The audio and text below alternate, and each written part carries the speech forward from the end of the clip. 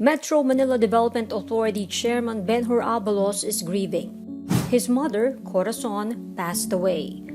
The wife, former COMELEC Chairman Benjamin Abalos Sr., died of severe sepsis secondary to pneumonia due to COVID-19.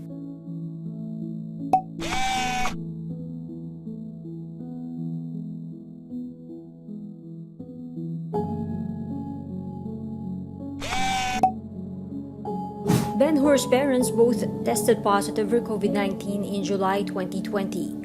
While his father was able to recover from the virus, his mother had to stay longer at the hospital.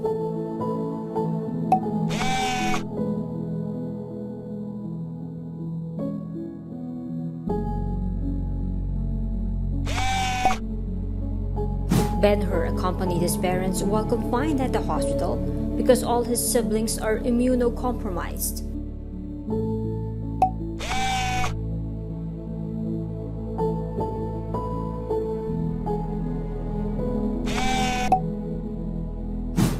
The MMDA chairman said his family is comforted by the thought that his mother is now in heaven.